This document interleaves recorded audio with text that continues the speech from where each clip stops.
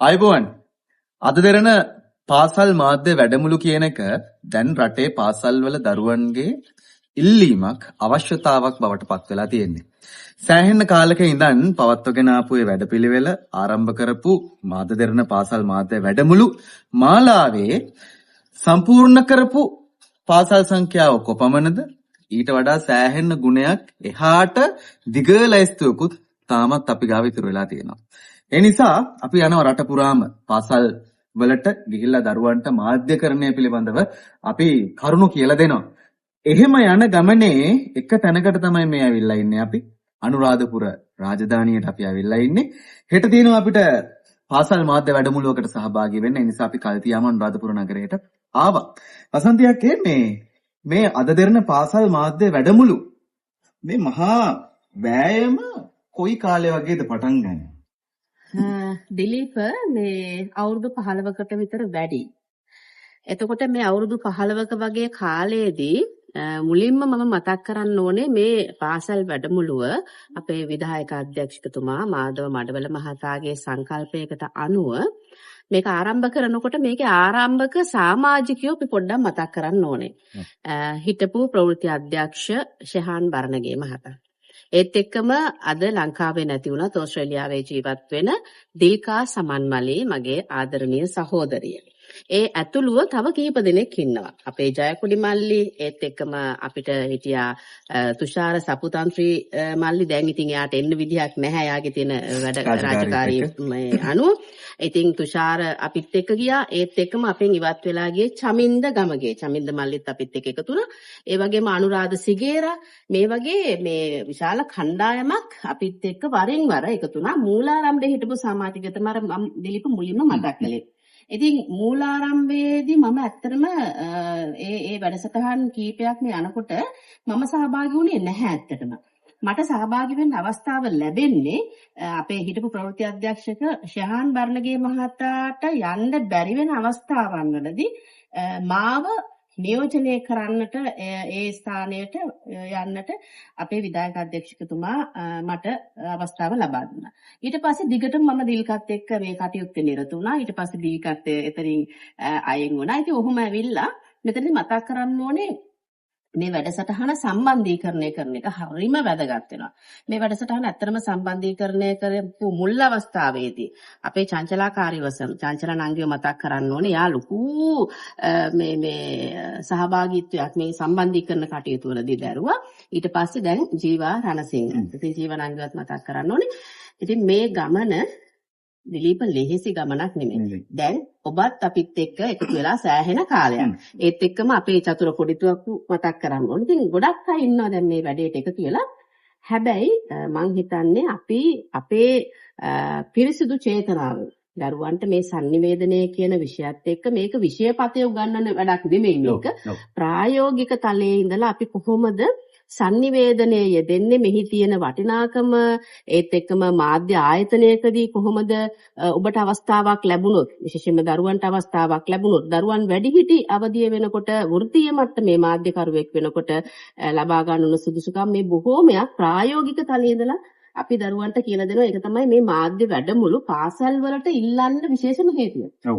ඉතින් එහෙම ආව ඉල්ලීම් අතරේ මම අර ඔබට සඳහන් කළා වගේ සෑහෙන අපි ලංකාවේ ආවරණය කරපු පාසල් වලට වඩා තවත් වැඩි ප්‍රමාණයක් ඉදිරි ලයිස්තුව තියෙනවා. අපි කියපු ජීවා රණසිංහ ළඟ තමයි මේ ලයිස්තුව තියෙන්නේ.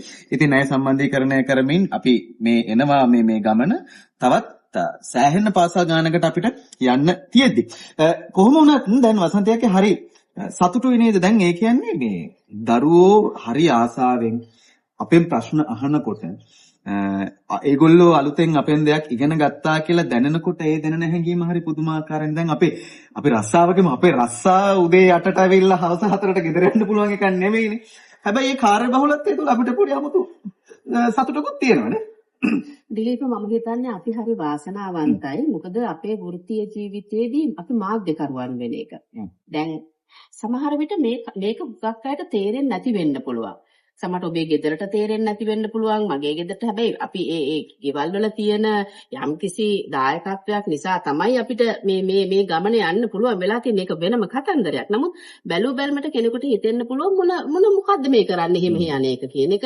එහෙම නැත්නම් මේ වෙලාවක් නෑ, කලාවක් අනේ නෑ, වගේ. කන්නේ කොතනින්ද කියලා එහෙම අදහසක් නෑ, තියෙන තැනකින් කෑවා.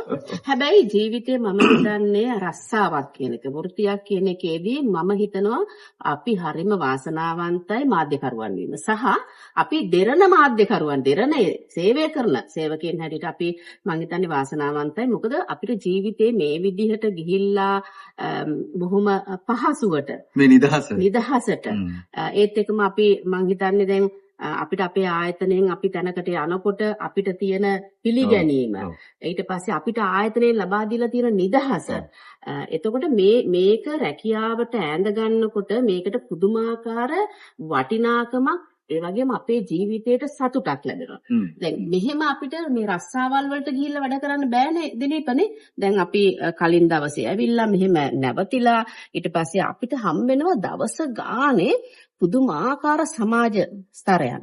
එතකොට ඒ සමාජ ස්තරයන් එක එක විදිහේ එක එක අදහස් තියෙන නොයෙක් જાති අය අපිට හම් වෙනවා.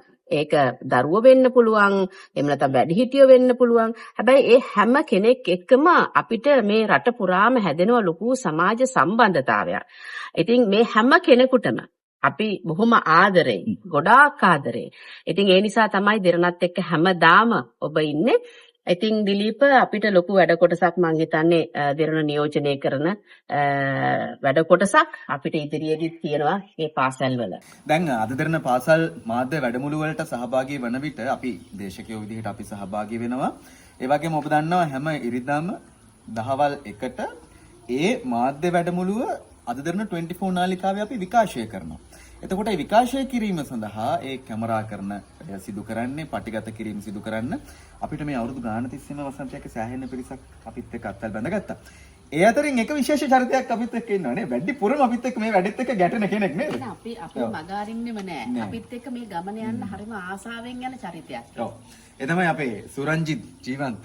දැන් එහෙම කියනවට වඩා මට හුරු සුරා. සුරා. මේ ඉන්නේ සුරා.